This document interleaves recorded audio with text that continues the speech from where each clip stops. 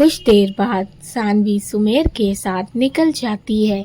वैसे तो वो अकेले ही जाने वाली थी, लेकिन सुमेर ने बोला कि वो उसे छोड़ देगा। उसे अस्पताल के रास्ते में कुछ काम है। वैसे काम तो उसका सिर्फ एक बहाना था। फिलहाल तो वो सानवी के साथ कुछ वक्त बिताना चाहता था। सानवी सुमेर के साथ हॉस्पिटल आर्यन की डॉक्टर मधु से मिलती है, फिर अपने घर पर आ जाती है।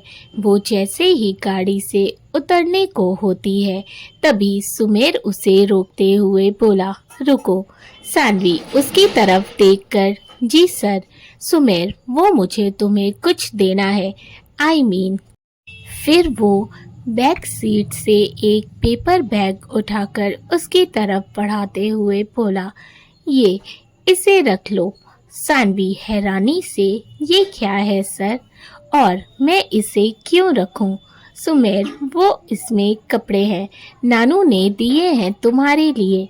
उसे समझ नहीं आ रहा था कि वो क्या बोले, तो जल्दी जल्दी से यही बोल दिया। सानवी नासमझी से, कपड़े दादी माँ ने दिए हैं, लेकिन क्यों? सुमेर, एंगेजमेंट के लिए, कार्तिक भाई की एंगेजमेंट के लिए तुम यही पहनना। सानवी मुस्कुराते हुए, नहीं सर, इसकी ज़रूरत नहीं है, मेरे पास कपड़े हैं। आप दादी माँ को मेरी तरफ से शुक्रिया बोल दीजिएगा। सुमेर गुस्से से चिढ़कर बोला, मैंने इतनी मेहनत से पसंद किया है और तुम मना कर रही हो। तुम यही पहनोगी। उसकी बात सुन सानवी हैरानी से बोली, मैंने पसंद किए हैं मतलब? सुमेर जल्दी से, अरे मेरा मतलब है कि नानू ने ये बड़े प्यार से पसंद किए हैं तुम्हारे लिए, तो अगर तुम मना करोगी तो उनका दिल टूट जाएगा। उसकी बात पर सानवी सोच में पड़ जाती है कि ये कपड़े ले या नहीं। सुमेर उसे खोया हुआ देखकर बैग उसकी गोद में रख देता है। तुम ये पहनोगी तो नानू को अच्छा लगेगा। सानवी, लेकिन सर, मैं कैसे इसे ले सकती हूँ? सुमेर उदास सा मुंह बनाकर बोला, ठीक है, मत लो। लेकिन सोचो, नानू ने कितने मन से पसंद किए होंगे तुम्हारे लिए। अब नहीं लोगी तो मैं फोर्स थोड़ी करूँगा तुम्हें। लेकिन बेचारी नानू, उनका तो दिल टूट जाएगा। हो सकता है वो बहुत दुखी हो जाएं। सुमेर की बात सुन सानवी बैग को देखने लगती है। सुमेर को अपना तीर बिल्कुल निशाने पर लगता नजर आ रहा था। वो मन ही मन मुस्कुरा रहा था। सानवी, ठीक है सर, मैं इसे रख लेती हूँ। आप दादी माँ को शुक्रिया बोल दीजिएगा। सुमेर मुस्कुराते हुए बोला, हाँ ज़रूर, और इसमें मैचिंग ज्वेलरी भी है, उसे भी साथ पहनना। सानवी हैरानी से, आपको कैसे पता? सुमेर हकलाते हुए बोला, वो नानू ने बताया था। अच्छा, अब मैं चलता हूँ, मुझे लेट हो रहा है।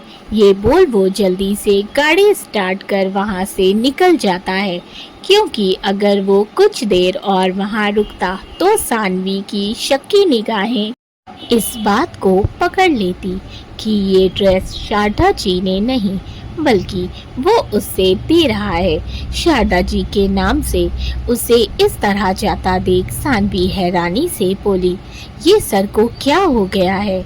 ऐसे भागे जैसे बैग दादी माँ ने नहीं, बल्कि इन्होंने ये ड्रेस खरीदी हो और दादी माँ के नाम से मुझे दे रहे हो। सर भी ना कभी कभी बच्चों जैसी हरकतें करते हैं। ये बोल वो ड्रेस लेकर घर के अंदर चली जाती है। सुमेर ड्राइव करते हुए गहरी सांस लेकर बोला, बाप रे बाप, ये कितने सवाल करती है। बाल बाल बचा, वरना पक्का पकड़ा जाता। अब देखते हैं मेरी पसंद मेरे पसंद के कपड़ों में कैसी लगती है। वो मुस्कुराते हुए अपने बालों में हाथ फेरता है और घर की ओर चल देता है। देखते देखते 2 दिन इसी तरह बीत जाते हैं और एंगेजमेंट का दिन आ जाता है। आज शेखावत विला लाइटों और फूलों से जगमगा रहा था। स्टेज पर कार्तिक और कुसुम साथ बैठे थे। दोनों बिल्कुल मेड फॉर ईच अदर लग रहे थे। कुसुम ने लेवेंडर कलर का बहुत ही खूबसूरत लहंगा पहना था, जिस पर गोल्डन लेस लगी हुई थी। बालों का खूबसूरत जूड़ा बनाया हुआ था, जिसमें वाइट गुलाब लगे थे। हल्के से मेकअप में वो ज्वेलरी पहने बहुत ही अच्छी लग रही थी। वहीं कार्तिक भी कुछ कम नहीं लग रहा था। उसने क्रीम कलर का कुर्ता पजामा पहना था, जिस पर लेवेंडर कलर की खूबसूरत बास्केट जैकेट पहनी थी। पैरों में क्रीम कलर की मोजड़ी, जेल से सेट बाल, हाथों में चेन रिस्ट वॉच, वो भी काफी हैंडसम लग रहा था। दोनों ही एक दूसरे को कॉम्प्लीमेंट दे रहे थे। रम्या रूम में आती है तो रुद्र ड्रेसिंग टेबल के सामने खड़ा अपने बाल सेट कर रहा था। उसने क्रीम कलर के कुर्ते पजामे के साथ डार्क नेवी ब्लू वेलवेट की नेहरू जैकेट पहनी थी, जो उस पर बहुत अच्छी लग रही थी। पैरों में ब्लू मोजड़ी, वो बहुत ही हैंडसम और डैशिंग लग रहा था। लेकिन बेचारी की तैयारी अभी तक पूरी नहीं हुई थी। वो कब से ड्रेसिंग टेबल के सामने खड़ा अपने बाल सेट कर रहा था। ये देख रम्या अंदर आई और दोनों हाथ अपनी कमर पर रखकर गुस्से से बोली, रुद्र जी, आप अभी तक रेडी नहीं हुए। आप तो ऐसे टाइम लगा रहे हैं जैसे एंगेजमेंट कार्तिक भाई की नहीं बल्कि आपकी हो। रुद्र उसकी तरफ देखता है तो उसकी नजरें रम्या पर टिक जाती है। वो ऊपर से नीचे तक रम्या को देखता है। आज उसने रुद्र की पसंद का उसी से मैचिंग नेवी ब्लू वेलवेट का लहंगा पहना था, जिस पर गोल्डन कलर की चौड़ी सी लेस लगी हुई थी और उसी से मैचिंग फुल स्लीव्स वेलवेट का ब्लाउज। एक साइड दुपट्टा और एक साइड पर उसने अपने बालों को खुला छोड़कर आगे कर रखा था। मांग में भरा सिंदूर, कानों में इयररिंग, गले में सिर्फ मंगलसूत्र और रुद्र का दिया हुआ पेंडेंट। हल्के से मेकअप में वो बेहद खूबसूरत लग रही थी। रुद्र उसकी कमर में हाथ डाल अपने करीब खींच लेता है। रम्या उसके सीने से जा लगती है। रम्या, ये क्या कर रहे हैं आप? देर हो रही है, छोड़िए हमें और जल्दी से तैयार हो जाइए। आप अभी तक तैयार नहीं हुए। रुद्र मुस्कुराते हुए बोला, जान, अगर तुम इतनी खूबसूरत लगोगी तो मैं जल्दी रेडी कैसे होऊंगा? उसकी बात सुन रम्या उसे देखते हुए बोली, रुद्र जी, आप कितने बुरे हैं। खुद तैयार होने में इतना समय लगा रहे हैं और इल्ज़ाम हम पर डाल रहे हैं। ये बोल वो ड्रेसिंग टेबल से घड़ी उठाकर उसकी कलाई में पहनाने लगती है। रुद्र बड़े प्यार से उसे देख रहा था। रम्या घड़ी पहनाकर उसकी जैकेट ठीक करते हुए बोली, अच्छे लग रहे हैं। रुद्र, हाँ, लेकिन अपनी जान से कम। वो मुस्कुराते हुए प्यार से उसके माथे को चूम लेता है। बहुत खूबसूरत लग रही हो। You are looking gorgeous. Ramya मुस्कुराते हुए, अच्छा अब नीचे चलिए, नहीं तो कार्तिक भाई गुस्सा हो जाएंगे। रुद्र, क्या यार, नीचे जाना जरूरी है? मेरा तो दिल कर रहा है कि मैं बस ऐसे ही अपनी बीवी को निहारता रहूं। उसकी बात पर रम्या आंखें छोटी करके उसे देखती है। रुद्र हंसते हुए, अच्छा चलते हैं। वो प्यार से उसके गालों को चूम कर उसका हाथ थाम लेता है। दोनों नीचे आ जाते हैं। सभी पार्टी एंजॉय कर रहे थे। रिंग सेरेमनी में कुछ देर बची थी, लेकिन सानवी अभी तक नहीं आई थी। सुमेर को जितना ही उसे देखने का इंतजार था, वो उतना ही टाइम लगा रही थी। सुमेर चिढ़ते हुए खुद से बोला, ये लड़की इतना टाइम लगा रही है, अभी तक नहीं आई। फिर वो उसे कॉल करता है, लेकिन सानवी फोन नहीं उठा रही थी। सुमेर कई बार फोन ट्राई करता है, लेकिन वो फोन नहीं उठाती।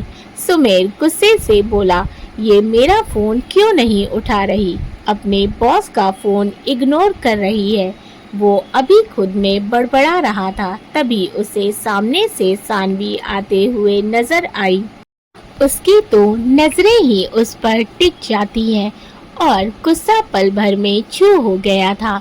पीच कलर के उसके दिए हुए लहंगे में वो बहुत ही ज्यादा प्यारी लग रही थी।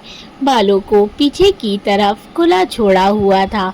हल्के से मेकअप में उसकी खूबसूरती और बढ़ गई थी। उसे देखकर सुमेर के होठों पर प्यारी सी मुस्कुराहट आ जाती है। सानवी चलते हुए उसके पास आती है और बोलती है, सॉरी सर, थोड़ा सा लेट हो गई। वो ये लहंगा ना चलने में इतनी प्रॉब्लम हो रही है कि क्या बताऊं, इतनी मुश्किल से कैसे कैसे आई हूं मैं। तभी उसकी नज़र सुमेर के कपड़ों पर जाती है। सुमेर ने भी उसी से मैचिंग पीच कलर का कुर्ता पजामा पहना था और उस पर प्रिंटेड एथनिक जैकेट पहनी थी। हाथों में ब्लैक रिस्ट चेन वॉच, पैरों में पीच कलर की मोजड़ी, वो भी काफी हैंडसम लग रहा था। उसे देखकर सानवी हैरानी से बोली, आपने तो बिल्कुल मुझसे मैचिंग कपड़े पहने हैं सर। ऐसा लग रहा है जैसे ये कपड़े साथ में ही खरीदे गए हों। उसकी बात पर सुमेर धीरे से बोला, साथ में ही तो खरीदे हैं मैंने। सानवी, सर कुछ कहा आपने? सुमेर जल्दी से, नहीं नहीं तो। फिर वो उसका हाथ पकड़कर उसे बाकी सबके बीच में लाता है। सानवी सभी से मिलती है, फिर कार्तिक और कुसुम को ढेर सारी बधाई देती है। सभी बातें कर रहे थे, लेकिन कोई था जो रम्या को लगातार घूर रहा था। उसकी बुरी नजरें रुद्र और रम्या पर ही टिकी थी। कुछ देर में रिंग सेरेमनी स्टार्ट हो जाती है। पहले कार्तिक कुसुम को रिंग पहनाता है, फिर कुसुम कार्तिक को रिंग पहनाती है। सभी जोर जोर से क्लैपिंग करने लगते हैं। दोनों बहुत खुश थे। सभी उन्हें ढेर सारी बधाइयाँ और आशीर्वाद दे रहे थे। पार्टी बहुत ही अच्छी चल रही थी। कुसुम बातें कर रही थी, तभी उसकी नज़र मेघना जी पर जाती है। वो उनके पास आती है और मुस्कुराते हुए मिलती है।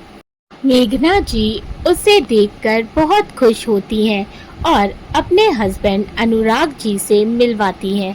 कुसुम, अंकल आंटी आप दोनों यहीं रुकिए, मैं अभी आपको अपने होने वाले हस्बैंड कार्तिक जी से मिलवाती हूँ। ये बोल वो बिना उनकी सुने वहाँ से चली जाती है। मेघना और अनुराग परेशानी से एक दूसरे को देखने लगते हैं। कुसुम कार्तिक के पास आकर बोली, कार्तिक, एक मिनट आप मेरे साथ आएंगे? मुझे आपको किसी से मिलवाना है। कार्तिक, हाँ क्यों नहीं।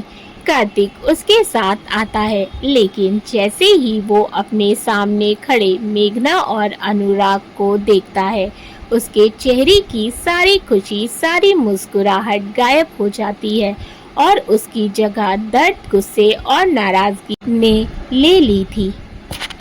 वहीं मेघना और अनुराग की तो आंखें ही भीग जाती हैं। कुसुम कार्तिक से, कार्तिक, ये है मेघना आंटी, मैंने आपको बताया था कि उस दिन इन्होंने मेरी मदद की थी। वो अभी बोल ही रही थी कि कार्तिक गुस्से से बोला, आप दोनों क्यों आए हैं यहाँ?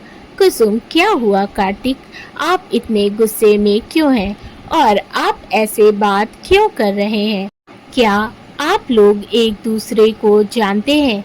मेघना जी, बेटा सिर्फ जानते नहीं हैं, बल्कि हमारा तो रिश्ता भी है। कुसुम, क्या मतलब है आंटी? अनुराग जी, बेटा कार्तिक बेटा है हमारा, हम कार्तिक के मॉम डैड हैं और तुम्हारे होने वाले सास ससुर। ये सुन कुसुम को बड़ा वाला झटका लगता है। वो हैरानी से उन्हें देखने लगती है। दोस्तों, अगर कहानी अच्छी लग रही हो तो वीडियो को लाइक कर देना। चैनल को सब्सक्राइब नहीं किया है तो कर लें। साथ ही अपने फैमिली एंड फ्रेंड्स के साथ भी शेयर करें। अपने फीडबैक मुझे ज़रूर दें। Thank you for watching and keep supporting. Love you all.